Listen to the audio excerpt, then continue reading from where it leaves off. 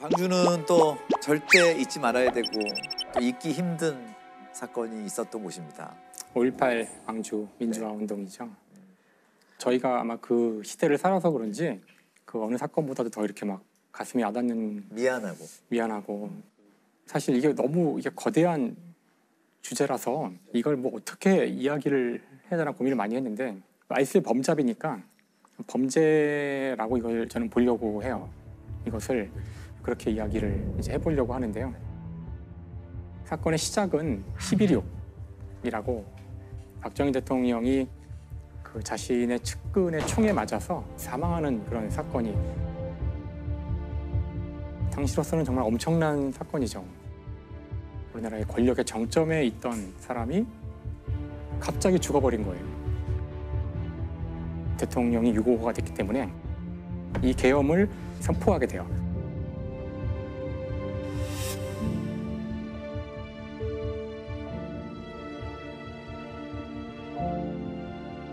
그러자 이제 그 이후에 수많은 일들이 벌어질 수 있는데, 그때 일어났던 여러 가지 일 가운데 하나가 결국 이제 광주에서 일어난 이 비극이었는데, 일단 대통령이 유고가 되자 빨리 이 사건을 누군가가 빨리 그 조사를 하고 해결을 해야 되잖아요. 네네. 그래서 이제 합동수사본부가 꾸려지는데, 합동수사본부의 본부장을 맡은 사람이 바로 당시 보안사령관이었던 전두환.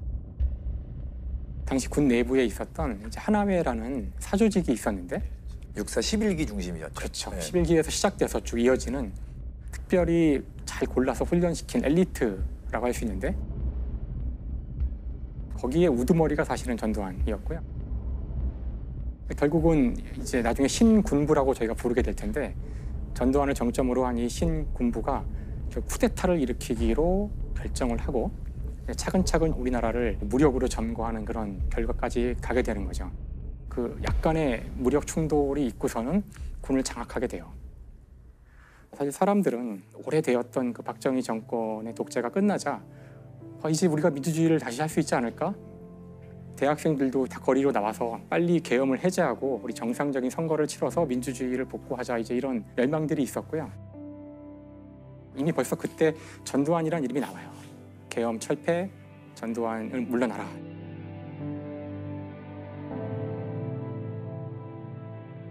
이때를 우리가 서울의 봄이라고 불리는 시기가 됩니다. 국민들은 임시로 약간 지나가는, 그렇죠, 질서를 잡고 빠질 군부로 생각을 한 거죠. 하지만 이제 군부는, 신군부는 사실 이런 것과 상관없이 거사를 준비하고 있었고요. 계엄이 선포돼 있었는데, 이 계엄을 제주도를 포함한 전국 단위 계엄으로 확대를 하면서 그걸 이용해서 이제 권력을 쥐려고 한 것이죠. 그러기 위해서 잡은 D-Day가 5월 17일이었고요. 5월 17일을 겨냥하고 차근차근 이제 작업들을 진행하게 돼요. 그래서 우선 K 공작 계획이라 그래서 주요 신문사, 방송사, 뭐 통신사 이런 곳에 있는 한 100여 명을 1대1로 다 만나서 회유 협박을 하게 됩니다. 언론을 통제하는 거죠. 그다음에 이제 충정 훈련이라 그래서 이제 5월 17일 전국 단위 계엄을 확대하게 되면 그때 일어날 반란 내지는 저항을 막기 위해서 특수부대와 군인들을 훈련을 시켜요. 시민들을 대상으로 한 진압 훈련을 시킵니다. 5월 17일은 계엄을 전국 단위로 확대하는 국무회의가 소집되는데, 회의장에는 군인들이 다 이제 완전히 도열해서 강압적인 분위기를, 그런 상황에서 거의 10분 만에 통과됐다 그러는데요. 그래서 그때 계엄 확대가 됩니다.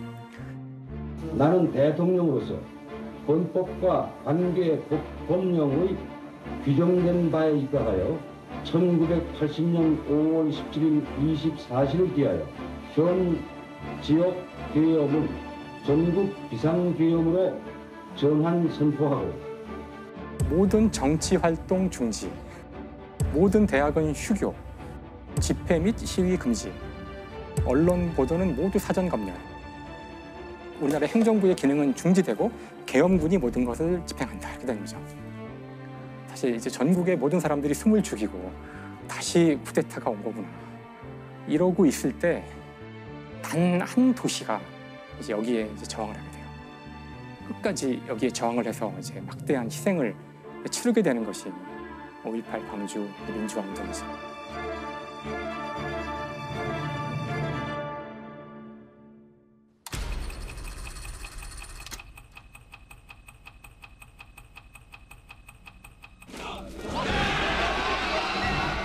전남대와 조선대에 투입된 군인들이 총에다가 착검을 한 상태로 들어가서 막 학생들을 이제 체포하게 되죠. 평소 같으면 조금 이렇게 시위를 하면은 쫓아버리고 말았을 것 같은데 이 공수부대원들은 일단 한번 찍으면 막 피곤죽이 되도록 사람을 막 폭행을 하고 끝까지 추적해서 마지막까지 쫓아가서,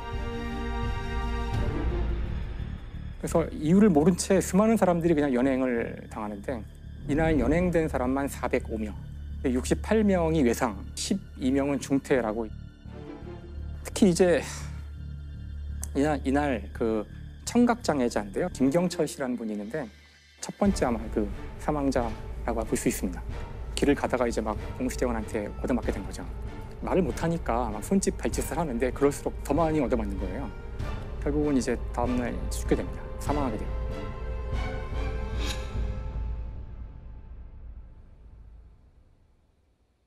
(5월 19일) 되자 어제보다 더 잔인하게 이제 진압 작전이 시작됩니다. 그래서 신군부에서는 이제 공수부대를 하나 더 투입합니다. 이때 수많은 사람들이 그냥 그 곤봉에 맞고 속옷만 입은 채로 길거리에서 막 기합을 주는데, 투성이가 된 사람들을 트럭에 막 집어 던진 다음에 트럭에 싣고 갔는데 그중에 많은 분들이 죽었고요. 많은 분들이 행방불명이 되고 그랬죠. 이제 시위는 멈추질 않고 전투에 가까운 끔찍한 폭력이 벌어지게 되는 거죠. 특히나 이제 군인들이 총에 착검을 한 상태로 들어가서 막 체포하게 되죠.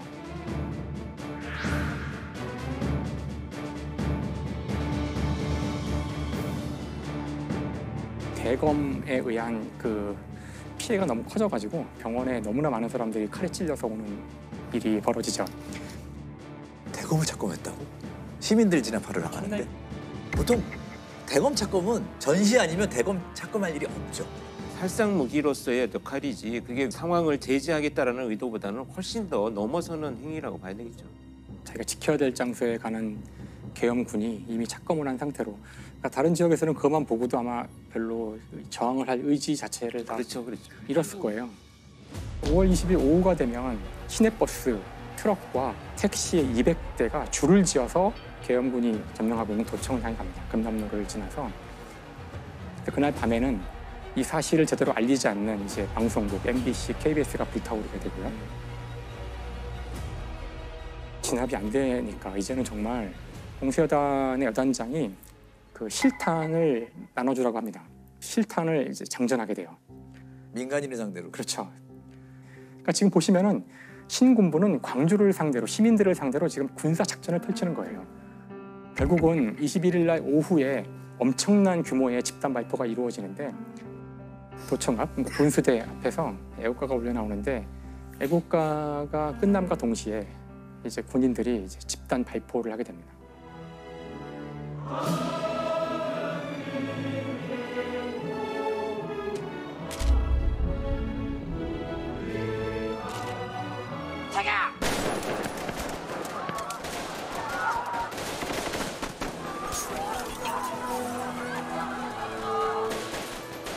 당시 이제 군인들은 무릎사 자세로 횡렬로 나란히 서서 조준 사격을 시작하게 되고요. 그래서 그 순간 거기서 54명이 사망하고 이제 수백 명이 부상을 당했고요. 금남로 위에 있었던 여러 빌딩들, 그런데 이제 저격수들이 올라가서 밑에 있는 시민들을 이제 그 조준 사격해서 다 죽이게 됩니다.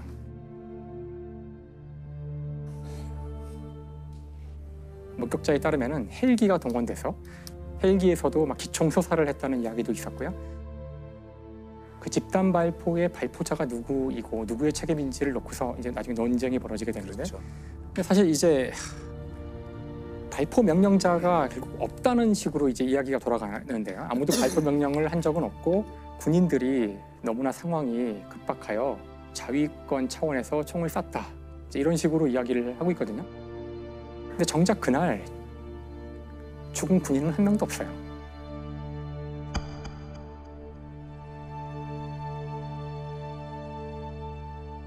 이제 27일 날 이제 본격적으로 이제 진압 작전이 시작됩니다. 0시 0분에 모든 시내의 전화가 다 두절됐고요. 2시부터 이제 계엄군이 광주 시내에 진입하기 시작해서 5시 10분이 되면은 이제 모든 작전이 종료됩니다.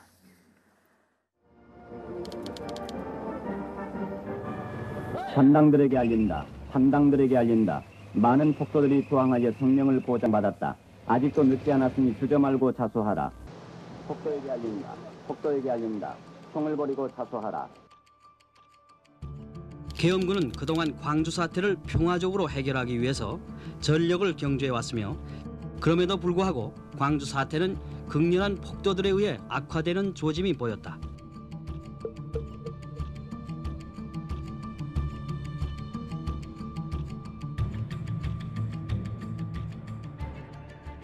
이렇게 해서 약 열흘간 벌어진 일입니다. 5월 18일부터 5월 27일까지. 사실 5.18 광주 민주화운동 때 저는 초등학생이었거든요. 네. 전혀 몰랐죠. 전혀 알지 못했어요. 기억하시겠지만 그때 광주라는 단어 자체가 금기어였고 맞아요. 네. 대학에 들어가서야 비로소 자세한 내막들을 다 알게 된 것 같아요. 이게 이제 알려지고 나서 뉴스에 관에다가 전부 이렇게 태극기를 덮어가지고 자꾸 오열하는 장면들이 뉴스에 그 이후에 이렇게 나오기도 했었거든요. 그때 이걸 보면서 가해자가 우리 대한민국 군인이었고 이렇게 많은 사람이 죽을 동안 왜 아무도 몰랐냐에 대해서 굉장히 충격적이었던 기억이 있죠. 제일 강렬한 그 워딩이 광주 민주화운동에 대해서 내란죄 포함해서 다 처벌해달라고 이제 시민단체가 이제 고발하고 있었는데 검찰이 계속 잡고 있다가 성공한 쿠데타는 처벌할 수 없다. 검찰이 그러면서 이제 불기소 처분했어요.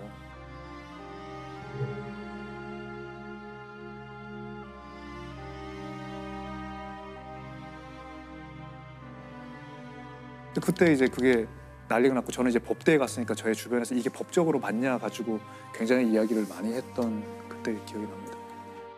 전 국민적인 분노를 일으킨 말이었는데 엄청난 이제 저항이 있자 이제 이걸 헌법소원을 내게 되고요.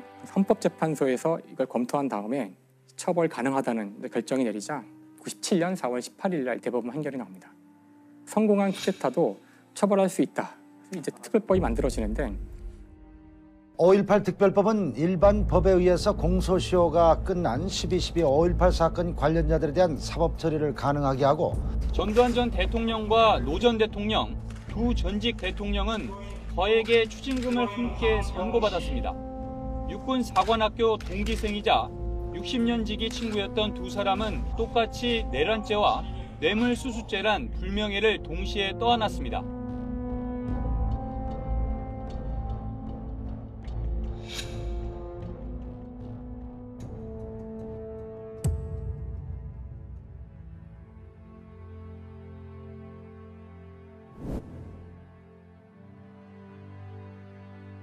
전두환은 이제 사죄 한마디 없이 세상을 떠났습니다. 여전히 논란거리도 굉장히 많죠. 그렇죠. 예. 당시 계엄군 성폭행이 정부의 첫 공식 조사로 확인됐습니다. 계엄군의 대규모 유혈 진압 작전을 전두환 씨가 승인했다는 걸 증명하는 문건이 발견됐습니다. 5.18 광주 민주화운동 당시 군이 시민들을 상대로 헬기 사격을 한 사실이 38년 만에 공식 확인됐습니다.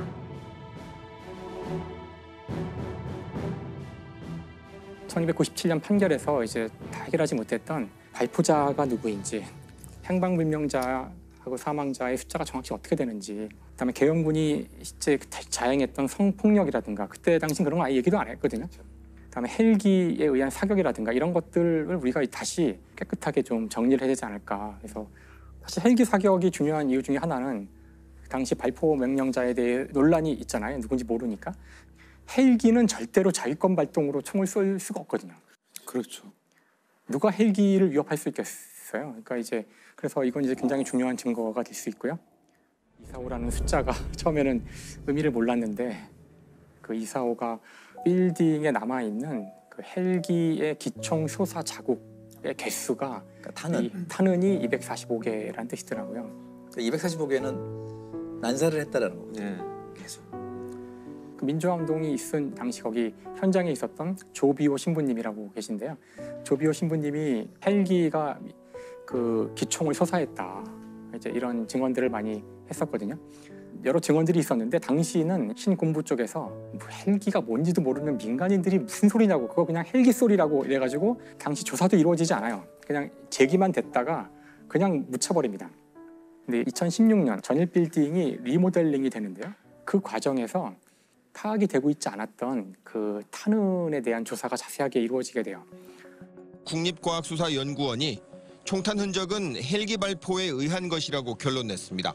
국과수는 창틀을 뚫고 지나가거나 스쳐 지나간 총탄이 벽에 박혔다며 탄도를 계산했을 때 공중 정지 상태에서 비행 중인 헬기에서 쏜 것으로 보인다고 덧붙였습니다. 각도 같은 것들을 조사해 보면은 총알이 날라온 위치는 건물로부터 대략 한 50m 떨어진 지점에서 높이 28m, 30m 위에서 쏜 거예요. 안에서 쏜 것이 아니라. 그런데 그 일대에는 이것보다 높은 건물은 없어요.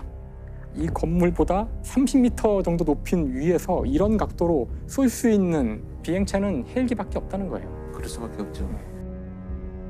2018년 2월 국방부에서 헬기가 광주 시민을 겨냥해서 실제로 사격했다는 것을 이제 인정했죠.